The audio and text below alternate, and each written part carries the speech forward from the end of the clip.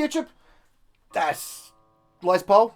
Yes, this is an Aria Pro 2 from, going by the serial number, I'm sure the John whose guitar it is will be able to tell you exactly what number it is. If I find it, I'll put it in the description. Serial number starting classic. This is the same font that Yamaki used, where 6s and 8s look the same.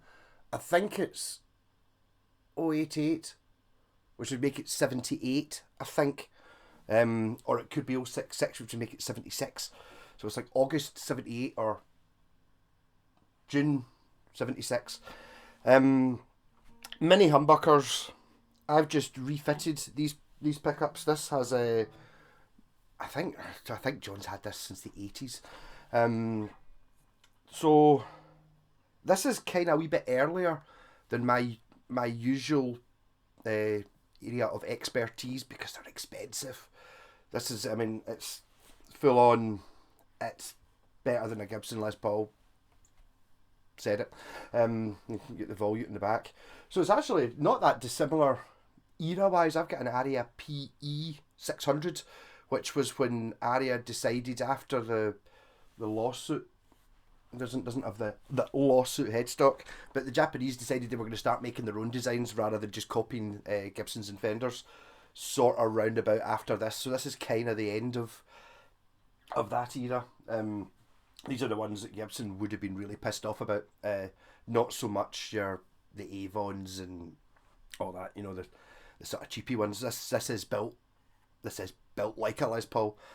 Built to be better than a Les Paul because it's made in Japan and the Japanese are better at building guitars, sorry. Yeah, so it's a pancake construction, which is actually period correct for Gibsons. So it's like two pieces of, it's probably mahogany, and it's probably a maple cap. I don't know. I've got a feeling this is. They didn't have the best names. It's something like an L700, something like that, or not an LP 700. It's got to be too blatant. So it's not LP for Les Paul. It's L for Les Paul. Something like that.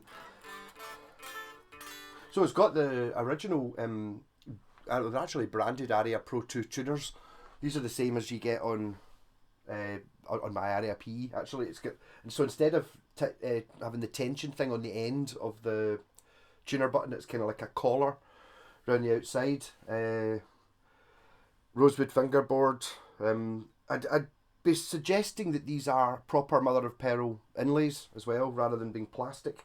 They've got that kind of depth to them. Also, if you look at them, I don't know if you can really see it there. This one here's almost a different colour from all the others because it's a natural thing.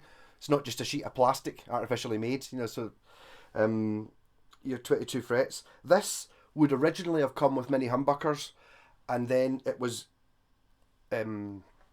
modified in the 80s to take normal humbuckers, and then the modifications had been reversed, and it had mini humbuckers in it, and then the mini humbuckers were apparently too weak, so it got P90s in it. So when I got it, it had P90s or P100s, the stacked ones, and then I've now converted it back onto these mini humbuckers, which are new. I can't remember what company. He said make them with their hand wound ones are much hotter than normal ones. There is a switch in it, so I made that switch a phase switch. If you're going to put a phase switch into these, especially with pickups with covers on them, you have to disconnect the earth from the cover.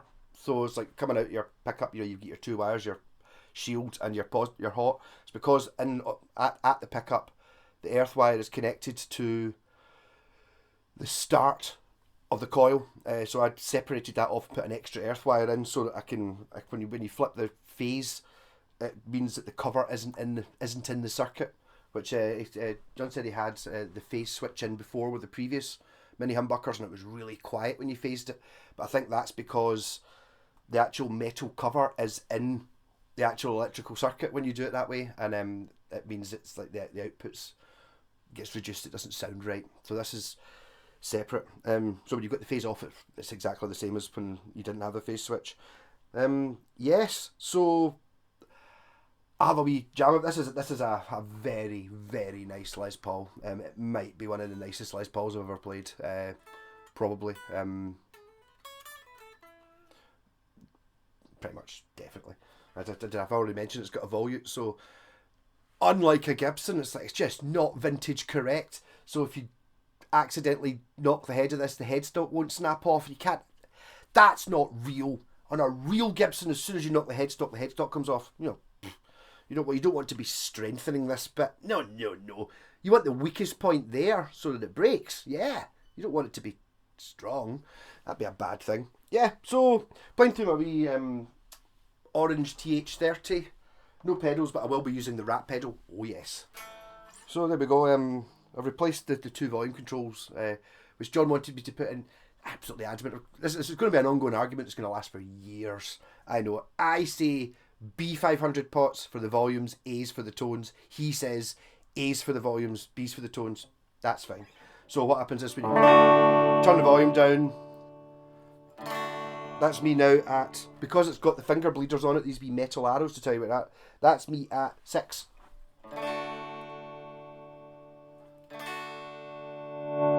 10, 9, 8, 7, 6, which does have its advantages. Lots of people like it that way around. Eddie Van Halen likes it that way around. It's really good for, see, when you're doing your volume swells, because it means that rather than having to go from 0 to 10 to make it go woomph, you can make it go from 8 to 10, and it goes pretty much from nothing to full on. That's, but I mean, customer's always right.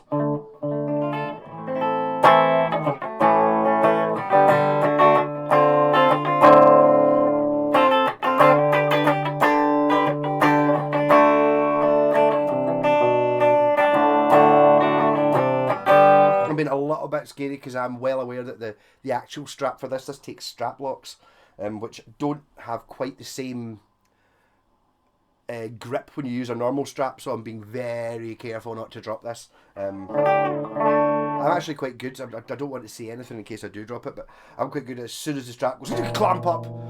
So I've dropped guitars on live streams before. Yes, I have, but they're always mine. Don't drop anyone else's guitar. So, neck pickup.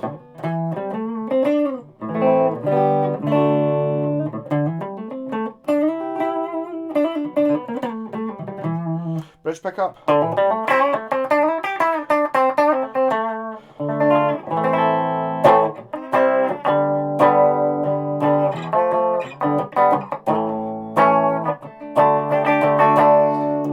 Both pickups on.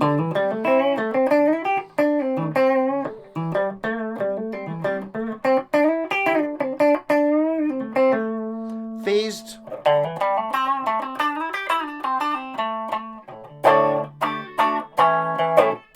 There is a bit of a drop in volume when you phase it. Always is. It's just one of those things that happens when you phase.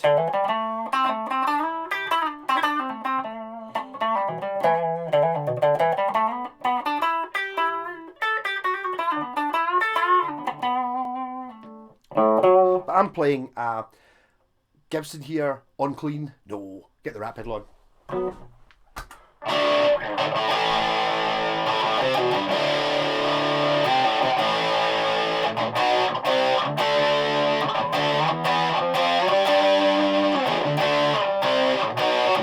I always played Hocus Pocus. Don't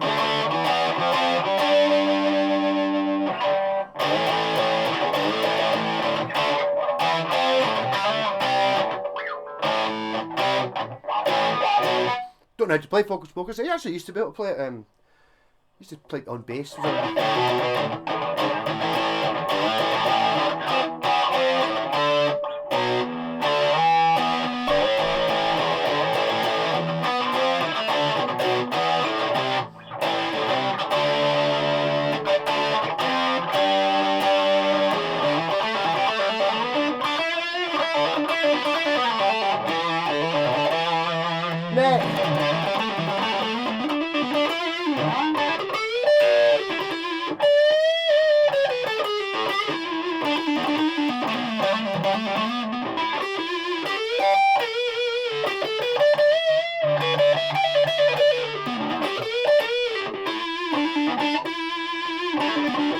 Hold.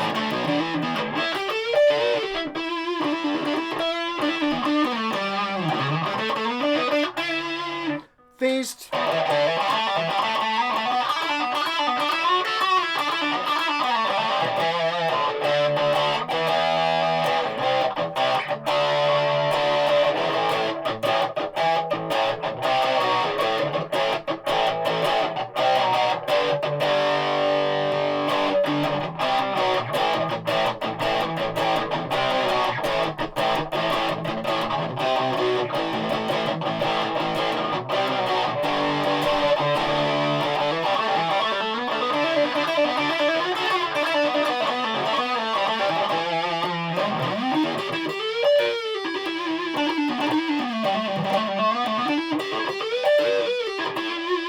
Really regret not putting the other strap on. I'm just looking at this strap button. It's just awful. Not gonna drop it.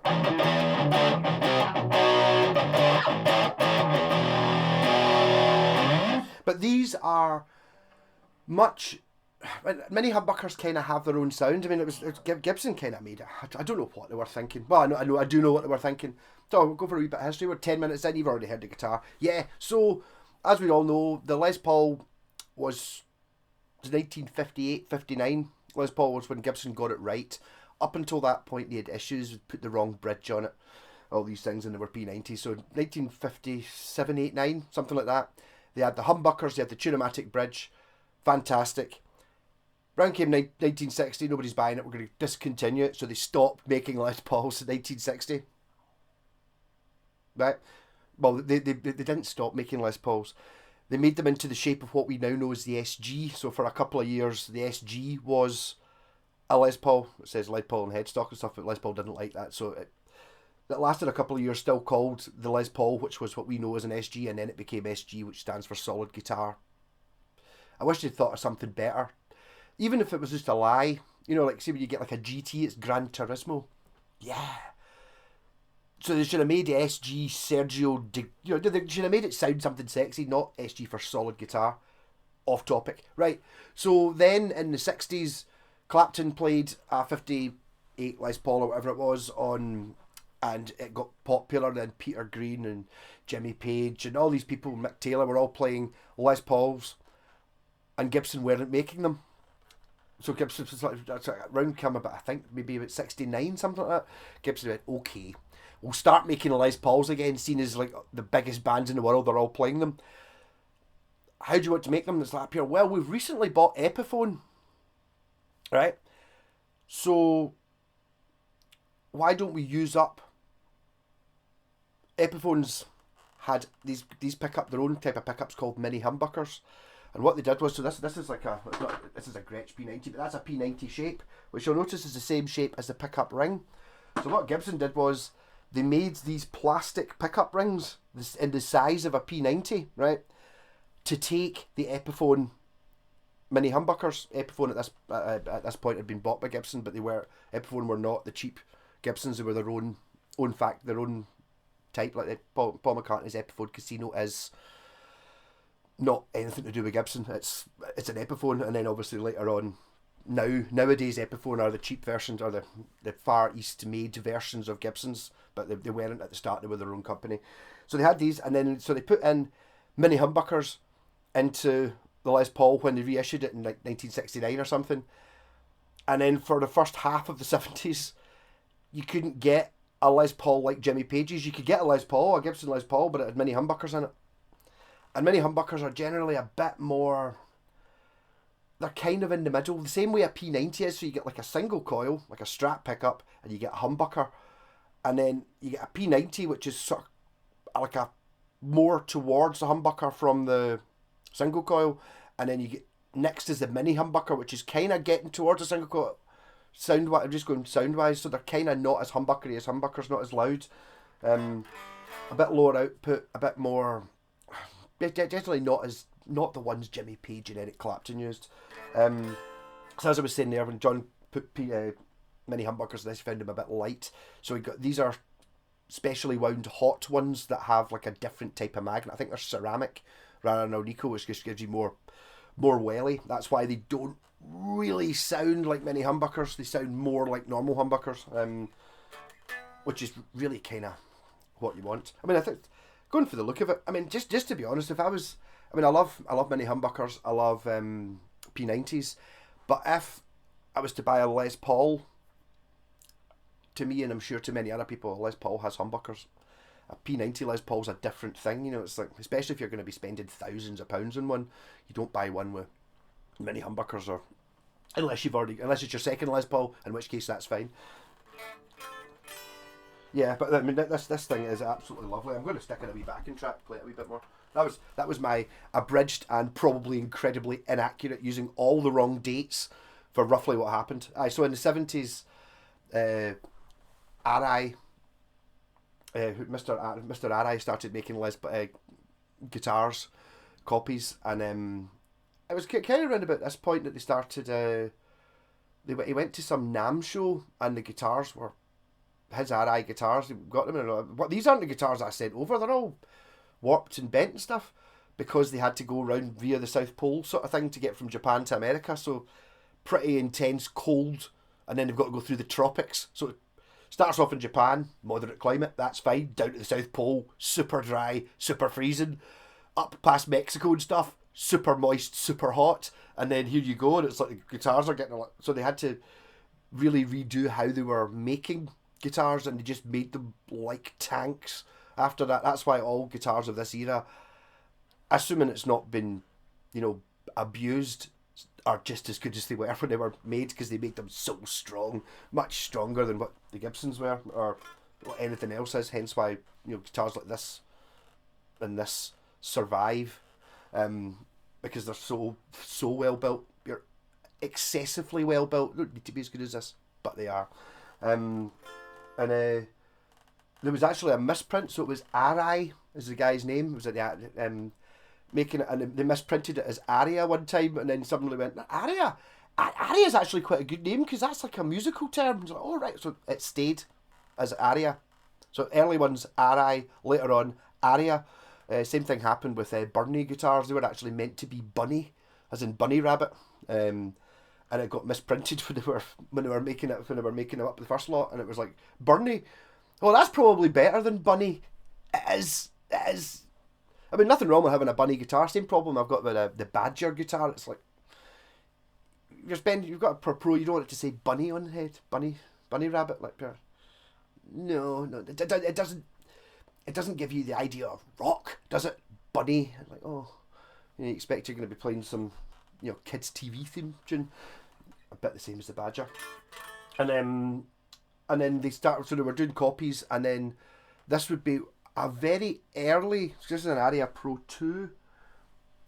I'm not sure exactly when it went from just being Aria to being Aria Pro 2, but it was round about this time for the professional level. And that actually, my PE's the Aria Pro 2, and I think it's 70. They started in 77, so that could be when this. So it was the new ultimate prototype. This is a better design than a Les Paul guitar that they were going to make from then on. And to be totally fair to them, Aria still do make the PE series. That's why they look kind of like a Les Paul, but not quite. It's got better neck joint, it's 25-inch scale, it's thinner, lighter, all these things. Bullet truss rod. So I've not really done any setting up in this because it was playing alright. It was purely electrical work. New pots, not new pots. Yeah. So Aria Pro 2, and then later on, Aria Pro 2 were, I think they were all Aria Pro 2s up until, like all the Japanese ones. I've got quite a few in the 80s, and then they started making them abroad. Well, not in Japan anymore, in Korea. So you got much cheaper Aria Pro 2s, but up till about 1984 or 5, if it says Aria Pro 2 on it, it's a pro level, as good as you can get guitar type thing. And then later on, they're still good, but not, they were more, it's like an intermediary guitar, not a pro level one. And these days, I'm not really sure how Aria works. I think you still get Arias, and I think you still get Aria Pro 2s. What a lot of nonsense I'm talking. We've got one there, right?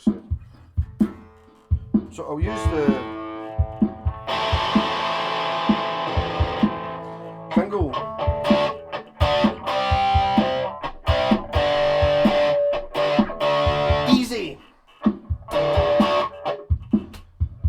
the fact I made a mess of it.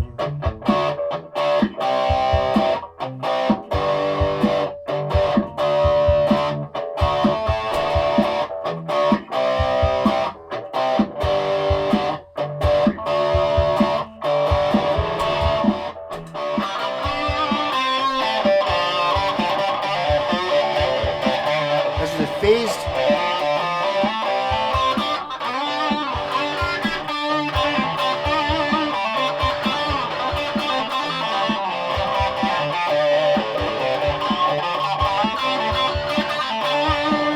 Not phased.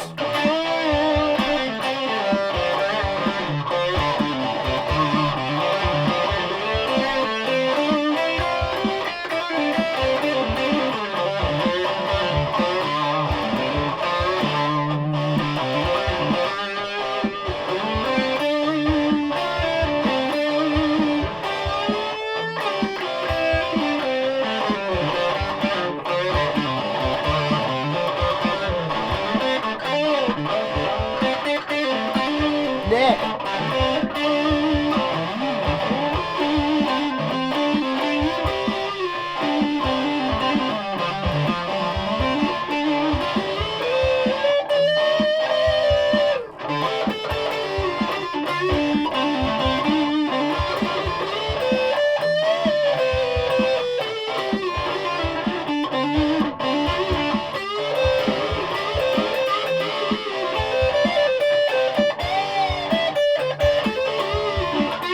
Neck.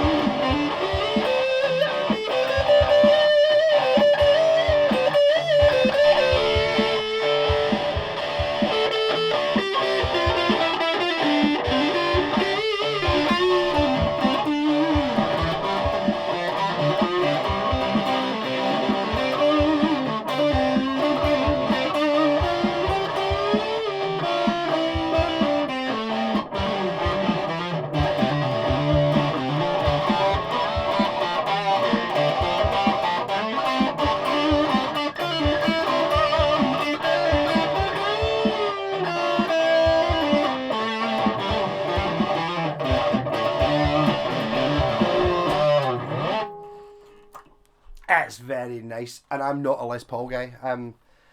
Partly, I think, just down to prejudice and racism. Not guitar racism, guitar whatever. I'm really actually enjoying. It's a silly thing. See how it's got like a sunburst neck. As I said before, when you're playing guitar, that's the bit you see. This is what you're looking at. I'm enjoying it. I don't think I've never really thought about it, but I don't think I've got a guitar that has a neck that goes from, colour to colour with a back. But no, that's not sanded down. It's all smooth and stuff. It's just I like it.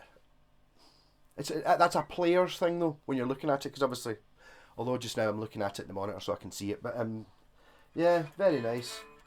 And it's fantastically rounded. The neck on it's lovely.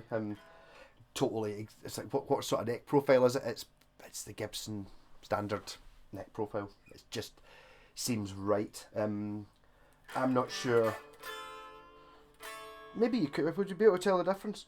I suppose you could probably tell the difference because this would be a poly finish because it's not all cracked and fallen off, whereas a Gibson would be like a nitro. Maybe not from the 70s, but like a 50s one would be anyway. It's lovely. Yeah, so I do have to give this back, unfortunately. And whoever it was, it's been, as I said, it's been converted to take humbuckers at some point in the 80s, but it's been put back, and whoever it is did a really good job of putting in, obviously humbuckers are wider, so it's been routed out, and it's been filled back in again, and they've done a pretty good job. You can see it here, but you can't honestly, you can't even see on the bridge pickup where that's happened. It's been done so, if you hold it up to the light, you can sort of see it. But I mean, they've done an awful good job of it. You need to be looking pretty close to notice that. And these pickups are fantastic. I'm not having any, these are mini humbuckers thing going on. I'm just getting just humbuckers. Very good. And you can hear there where the phase sound come in.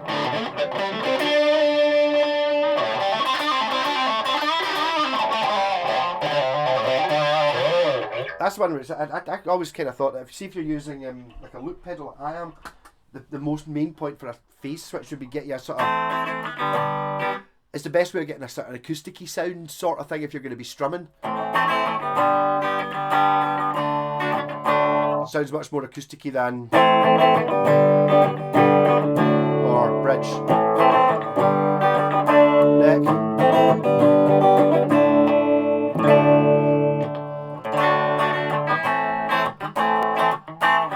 Also for cutting through mixes as well. You might find maybe not so much in the band I'm in, I'm the only guitar player. It's just me, bass and drums. So I don't have that thing. But if you've got like a keyboard player and another guitarist or two, you might find you're getting a bit lost in the mix. You might find that phase thing, even though it's not as loud as the normal sounds, it's got a different timbre to it. It's like different frequencies. So it might cut through really nicely.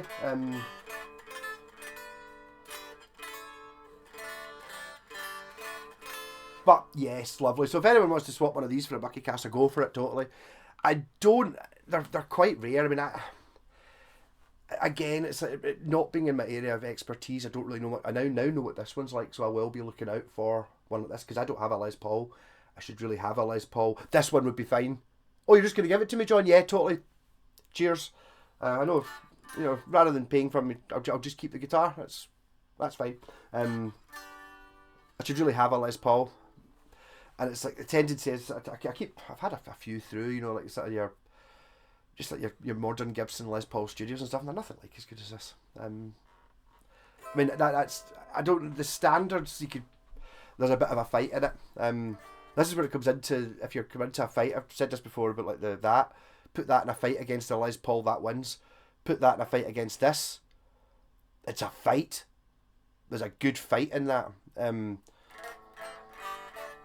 Plus this is the advantage of looking like a Les Paul. But again, I'm not sure whether Aria have sort of cheapened their image somewhat by, in the later 80s and the 90s, not being a premium guitar brand. I think they always made premium ones, but they kind of more focused on your sort of entry-level, mid-level guitars.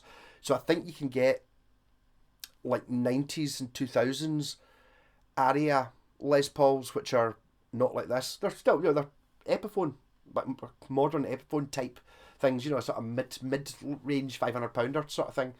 sort of 300 to 500 quid type things. I don't think they have ones like this anymore, because I mean this new would be $1.5, $2, something like that. You know, you can tell just by playing these things. It's lovely.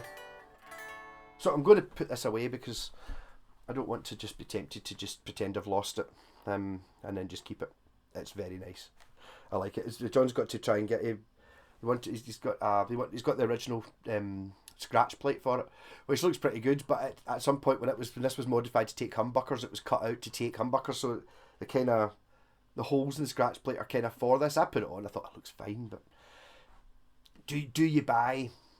Does he spend? I think it was 30 quid or somebody said it cost to get like the mini humbucker one. Maybe, I don't know. Should it have a scratch plate on it? It's hard to tell with Les Pauls. I don't know. I think this is a slightly different shaped. It's very much a plectrum shaped sunburst on it, rather than being.